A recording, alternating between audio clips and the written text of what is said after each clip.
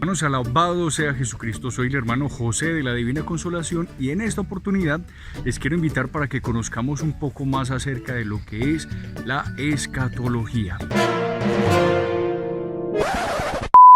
Cuando nos hablan de escatología, algunos no tendrán ni idea qué significa este término. Otros más o menos lo relacionan con realidades últimas como el cielo, el purgatorio, el infierno, el juicio, la misericordia.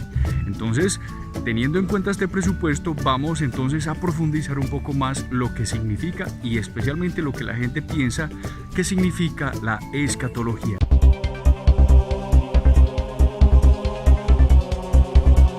Bienvenidos. Uconauta.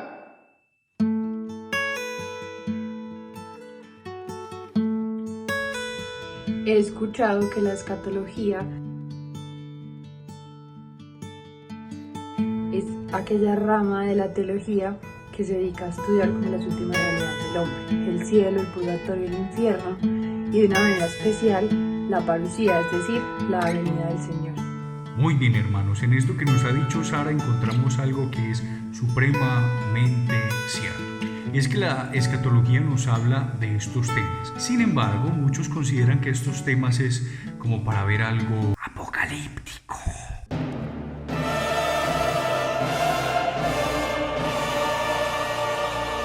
Pero no, la escatología busca más bien abordar estos temas desde la esperanza, desde el amor, desde lo que el Señor tiene prometido para nosotros.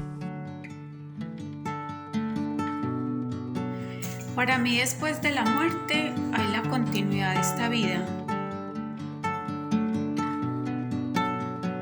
Depende de lo que haya vivido en esta vida, viviré en la muerte, después de la muerte, en la eternidad. Si en la vida tuve un cielo, viví tratando de buscar ese cielo, de amarlo, de procurar tener los méritos para ganármelo, para mí encontrar el cielo. Si en esta vida no me importó ganarme el cielo, sino vivir a las anchas, no tendré el cielo sino el infierno. Vemos en este momento lo que nos enseña Mónica, lo que piensa Mónica, y hay una palabra muy importante que hay de fondo en esto que nos enseña Mónica, y es acerca de la retribución, cómo nuestro comportamiento acá en la tierra tiene unas consecuencias en el cielo. Esa es una teoría muy fundamental que tenemos muy asumida nosotros los católicos. Es tal vez una herencia que tenemos de los griegos, cuando ellos tenían que darle a sus dioses para que él les retribuya. Obviamente esta conciencia de retribución ha cambiado un poco teniendo en cuenta ya la misericordia de Dios y sobre todo la gratuidad de su amor. Sin embargo, también hay algo supremamente importante que ha retomado Mónica, y es cómo desde la tierra puedo estar viviendo mi cielo o puedo estar viviendo mi infierno. Puedo estar viviendo mi vida con Dios o mi vida alejada de Dios. Y eso es también lo que nos enseña la Iglesia, cómo es un estado en el cual desde la vida terrena ya empiezo a vivir.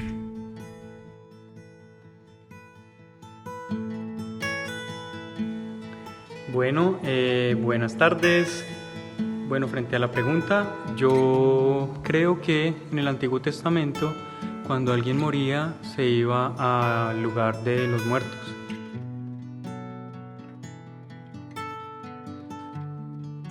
Y se encontraba allí pues con todos los que habían fallecido, con Abraham, con Isaac, con Jacob y con todos ellos, que era como, pues no el cielo, pero sí era como no sé, como una especie de lugar ahí como intermedio, estándar, de descanso, que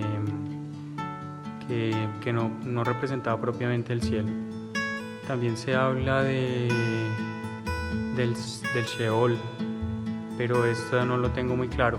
Es como un lugar donde no tienen renombre los que mueren, creo que es así, como que se olvida el nombre de los que mueren. ¿A dónde irán los muertos? ¿Quién sabe a dónde irán? Los judíos creían en que había un lugar donde iban quienes morían.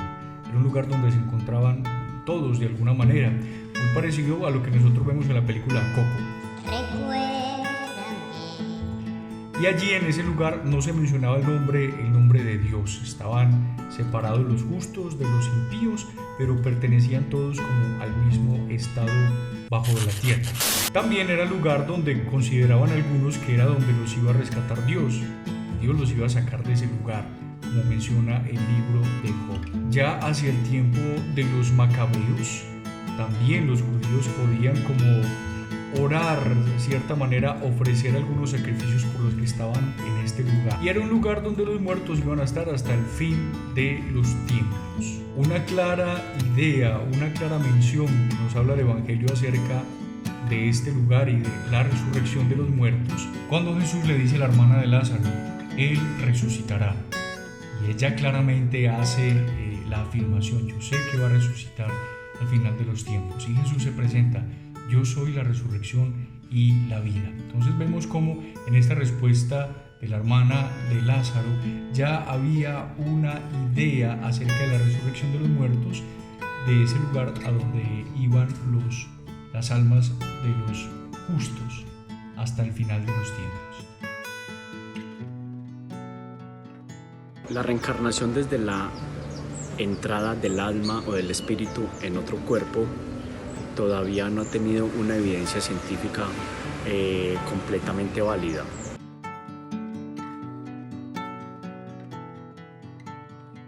Y además de eso, el material genético de cada uno de los más de 6.000 millones de habitantes en este mundo no ha demostrado que fuese repetido o que estuviese en copia de otra persona.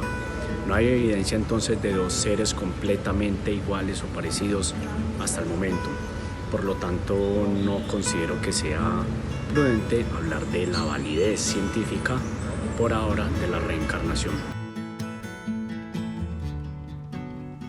Bueno, nos dice el documento algo muy interesante. Dice que con respecto a la muerte hay dos posturas no cristianas que son muy fuertes en nuestra época. Primero, que hay nada, que definitivamente quien muere se desaparece y punto.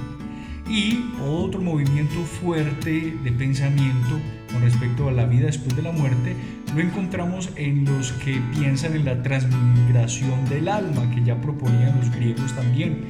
En este caso, nosotros hablamos del término más propio o más conocido como la reencarnación.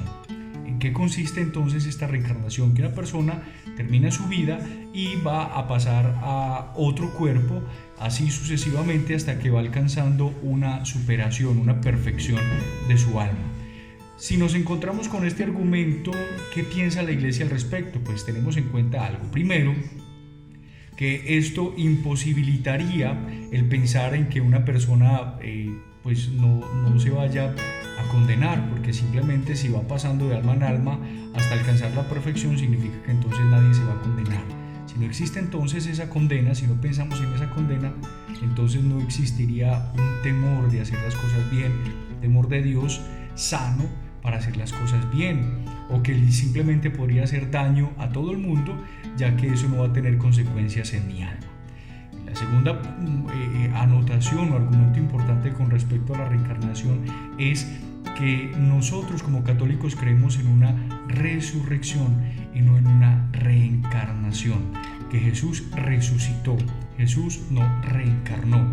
Y si decimos y afirmamos lo que nos dice la palabra de que Jesucristo es el primogénito de esos resucitados de entre los muertos, pues sabemos que es el primero, pero que ahí vamos a hacer nosotros lo mismo, vamos a ser también nosotros resucitados por el poder del Padre. Entonces, si creemos en una reencarnación, estaremos en contra de lo que el mismo Jesús nos vino a decir. Y quiero finalizar compartiendo con ustedes el testimonio de uno de los hermanos de nuestro monasterio, es el hermano Samuel. Resulta que aproximadamente 10 años, cuando nuestro hermano Samuel tenía aproximadamente 20 años, estuvo con unos amigos en una finca. Uno de ellos cogió un revólver y empezó a hacerse el chistosito.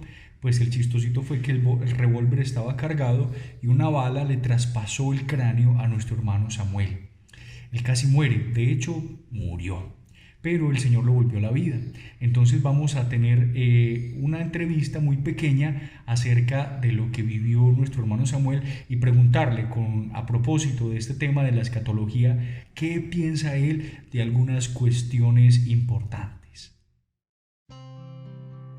Bueno, y tenemos esta última parte de este video. Tengo a mi lado a mi hermano Samuel. Él es un monje de acá del monasterio que tiene una experiencia muy particular. Incluso después de este video les voy a dejar el link para que ustedes vean y conozcan el testimonio de nuestro hermano Samuel. Y como ya les iba contando un poco acerca de su historia, de su testimonio, pues tenemos a Samuel en vivo y en directo, por lo menos yo lo tengo en vivo y en directo, para hacerle unas preguntas. Primero, Samuel, cuando vos estabas comentando que te desentubaron, que te estaban quitando ese tubo, ¿qué pasó en ese momento? Bueno, cuando los médicos están haciendo la manipulación con el respirador, me bajaron la sedación del coma a un estado tal pues que el cuerpo permite reaccionar y recuerdo muy bien que en ese momento yo me llené de susto.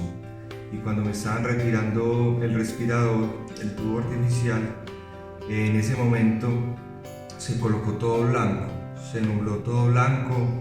Es un blanco que yo no soy capaz de explicar, es un blanco que irradiaba pues como un estado, un lugar pues como muy puro, es muy bonito. Y en ese momento me encuentro yo con plena paz. En ese momento mi preocupación se aísla y entro en un estado de paz, como de gozo, un estado que yo no puedo describir, como si yo estuviera en otro lado y no sintiera más sino como en ese lugar, como estar ahí, estar en ese momento. Cuando ya me está bajando la sedación, yo volteo a mirar y me encuentro con la silueta de la Santísima Virgen María y es clara y me habla. Yo escucho su voz, que su voz es tenue, clara, dulce y me coloca las manos en el pecho y siento como que me empuja. Y en ese momento yo caigo de ese lugar, de ese estado que yo estaba, como si me hubiera tirado por un lisadero o por un tobogán. Yo siento que caigo de ese lugar y en ese momento, digámoslo, vuelvo así a mi cuerpo y despierto del coma.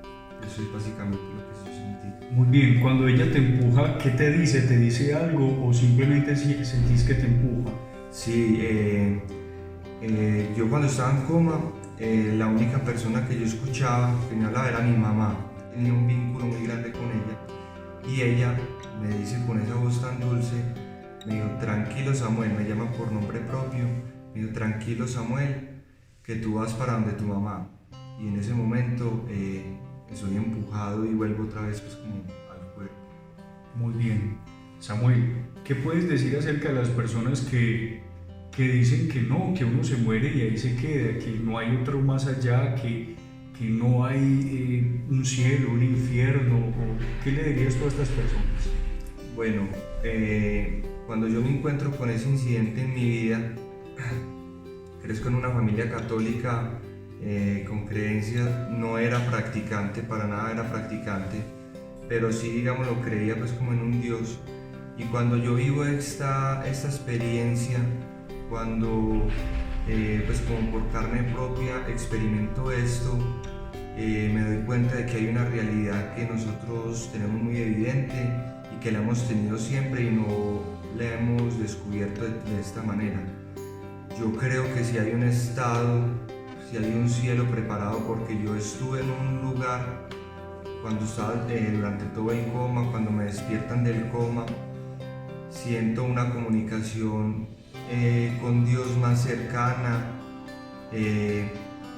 cuando incluso tengo esos instantes cuando el proyectil entra y soy llevado al hospital, los recuerdos que tenía no son unos recuerdos como los vivimos en el ahora, sino que evidentemente el cuerpo sí pasa como a otro estado y sí se encuentra después de haberse, digámoslo, desprendido, si hay otro lugar. Y yo cuando despertaba del coma era muy consciente y le decía a mi mamá, cuando ya podía hablar, le decía, madre, el cielo sí existe y si es lo que yo viví, yo quisiera pues como estar ahí, porque yo no sentía ni frío, no sentía ni calor, no sentía preocupación. Era como un estado dentro de mí que me permitía como estar bien constantemente. Y yo le decía a mi mamá, si ese es el cielo, yo quiero estar ahí. Y ahí mi vida cambió y ya empecé pues como a ser más coherente, y por eso persevero para alcanzar ese cielo que nos tiene preparado Dios. Samuel, ahora regresando un poco más en la historia, cuando tú recibes accidentalmente esa bala que te traspasa el cráneo, que se queda allí dentro de tu cráneo, ¿qué pensaste? O sea, ¿pensaste voy a morir realmente? ¿Cómo te preparaste? ¿Qué fue lo que experimentó tu alma, tu corazón y tus pensamientos en ese instante donde pues te encuentras en una realidad donde decís, hombre, puede que me queden minutos de vida? Sí, yo recuerdo muy bien todo lo que pasó, fui consciente, nunca perdí pues el conocimiento. Recuerdo pues de todo cuando entró el proyectil, y en ese momento no sentía pues como un estado de dolor, pero sí sentía pues como una angustia. En ese momento, digámoslo, por la situación, se vienen muchas cosas a la mente. Y yo, digámoslo así, por la preocupación del impacto, no tuve como un diálogo muy personal con Dios, digámoslo, para poder tener un arrepentimiento claro.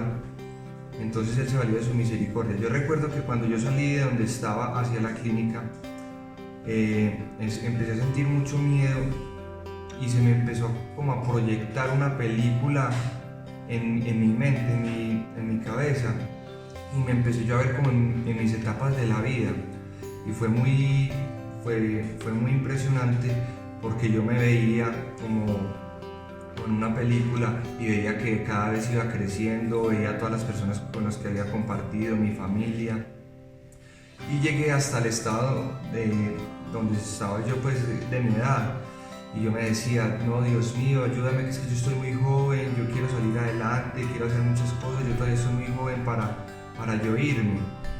Y en ese momento se me proyectó eso y fue muy impresionante, porque ver toda tu vida en instantes, en minutos, eso solamente es una revelación que nosotros no tenemos, sino que viene de otra parte, efectivamente sí viene del cielo. Gracias, Samuel, por tu testimonio, y pues como les dije al inicio de esta entrevista, te vamos a dejar el link para que puedas ver a profundidad y más detalladamente este testimonio tan interesante. Para todos ustedes, un feliz día. Dios les bendiga.